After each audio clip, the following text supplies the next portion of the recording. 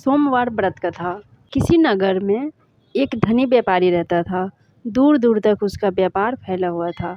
नगर के सभी लोग उस व्यापारी का सम्मान करते थे। इतना सब कुछ संपन्न होने के बाद भी वह व्यापारी बहुत दुखी रहता था, क्योंकि उसका कोई पुत्र नहीं था, जिस कारण अपने मृत्यु के पश्चात व्यापार के उत्तराधिकारी की चिंता उसे हमेशा रहती थी। पुत्र प्राप्ति की इच्छा से व्यापारी प्रत्येक सोमवार भगवान शिव की व्रत पूजा किया करता था और शाम के समय शिव मंदिर में जाकर शिव जी के सामने घी का दीपक जलाया करता था। उसकी भक्ति देखकर माँ पार्वती प्रसन्न हो गई और भगवान शिव से उस व्यापारी की मनोकामना पूर्ण कर निवेदन किया। भगवान शिव बोले, इस संसार में सबको उसके कर्म के अनुसार फल की प्राप्ति होती है।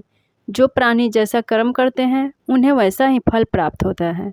शिव जी द्वारा समझाने के बावजूद माँ पार्वती नहीं मानी और उस व्यापारी की मनोकामना पूर्ति हेतु वे शिव जी से बार बार अनुरोध करती रही। अंततः माता के आग्रह को देखकर भगवान भोलेनाथ को उस व्यापारी को पुत्र प्राप्ति का वरदान देना पड़ा। वरदान देने के पश्चात भोलेनाथ माँ पार्वती से बोले, आपके आग्रह पर मैंने पुत्र प्राप्ति का वरदान तो दे दिया, परंतु इसका यह पुत्र 16 वर्ष से अधिक समय तक जीवित नहीं रहेगा। उसी रात भगवान शिव उस व्यापारी के सौपन में आए और उसे पुत्र प्राप्ति का वरदान दिया और उसके पुत्र के 16 वर्ष तक जीवित रहने की भी बात बताई। भगवान के वरदान से व्यापारी को खुशी तो हुई, लेकिन पुत्र की अल्प आयु की चिंता ने उस खुशी को नष्ट कर दिया। व्यापारी पहले की तरह सोमवार के दिन भगवान शिव का विधिवत व्रत करता रहा। कुछ महीनों के बाद उसके घर एक अति सुंदर बालक ने जन्म लिया और घर में खुशियां ही खुशियां भर गई। बहुत धूमधाम से पुत्र जन्म का समारोह मनाया गया, परंतु व्यापारी को पुत्र जन्म की अधिक खुशी नहीं हुई, क्योंकि उसे पुत्र की अल्प आयु के रहस्य का पता था। जब पुत्र 12 वर्ष का हुआ तो व्यापारी ने उसे उसके मामा के साथ पढ़ने के लिए वाराणसी भेज दिया। लड़का अपने मामा के साथ शिक्षा प्राप्ति हेतु चल दिया। रास्ते में जहाँ भी मामा भंजे विश्राम हेतु करते, वहीं यज्ञ करते और ब्राह्मणों को भोजन कराते। लंबी यात्रा के बाद मामा भंजे एक नगर में पहुँचे। उस दिन नगर के राजा की कन्या का विवाह था, जिस कारण पूरे नगर को सजाया गया था। निश्चित समय पर बारात आ गई, लेकिन वर का पिता अपने बेटे के एक आंख से काने होने के कारण बहुत चिंतित था। उसे भय था कि इस बात का पता चलने पर कहीं राजा विवाह से इनकार न कर, इससे उसकी बदनामी भी होगी। जब वर के पिता ने व्यापारी के पुत्र को देखा तो उसके मस्तिष्क में एक विचार आया। उसने सोचा, क्यों न इस लड़के को दूल्हा बनाकर राजकुमारी से विवाह करा दूं। विवाह के बाद इसको धन देकर विदा कर दूंगा और राजकुमारी को अपने नगर ले जाऊंगा। वर के पिता ने लड़के के मामा से इस संबंध में बात की।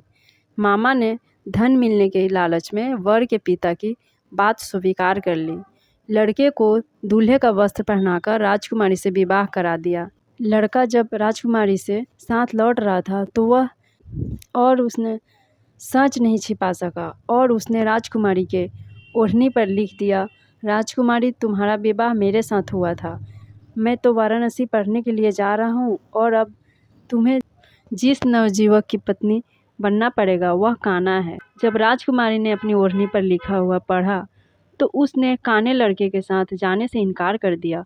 राजा को जब ये सब बातें पता लगी तो उसने राजकुमारी को महल में ही रख लिया। उधर लड़का अपने मामा के साथ वाराणसी पहुंच गया और गुरुकुल में पढ़ना शुरू कर दिया। जब उसकी आयु 16 वर्ष की हुई तो उसने यज्ञ किया। यज्ञ के समाप्ति पर ब्राह्मणों को भोजन कराया और खूब अन्न वस्त्र दान किए। रात को वह अपने शयन कक्ष में सो गया।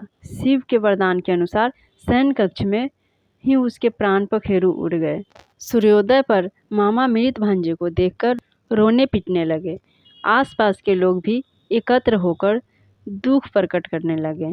लड़के के मामा के रोने बिलाप करने के स्वर समीप से गुजरते हुए भगवान शिव और माता पार्वती ने भी सुने।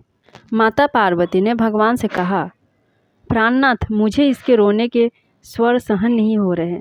आप इस व्यक्ति के कष्ट को अवश्य दूर करें। भगवान शिव ने माता पार्वती के साथ अदृश्य रूप में समीप जाकर देखा तो भोलेनाथ माता पार्वती से बोले, यह तो उसी व्यापारी का पुत्र है जिसे मैंने 16 वर्ष की आयु का वरदान दिया था। इसकी आयु पूरी हो गई है।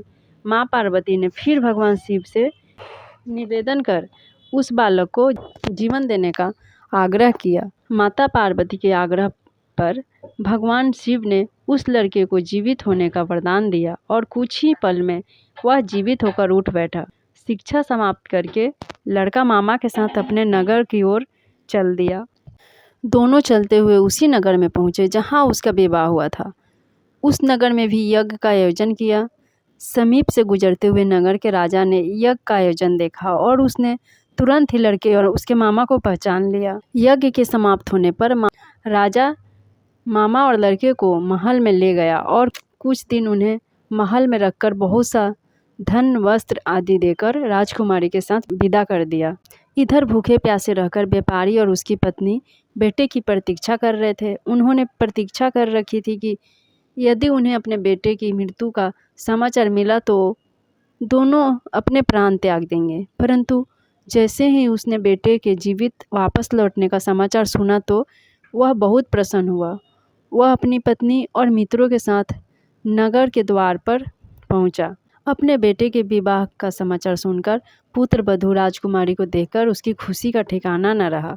उसी रात भगवान शिव ने व्यापारी के स्वप्न में आकर कहा, हे श्रेष्ठी, मैंने तेरे सोमवार के व्रत करने और कथा सुनने से प्रसन्न होकर तेरे पुत्र को लंबी आयु प्रदान की है।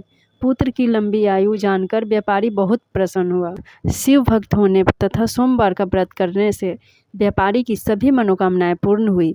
इसी प्रकार जो भक्त सोमवार का विधिवत व्रत करते हैं और व्रत कथा सुनते हैं उनकी सभी इच्छाएं पूर्ण होती है। नमस्कार।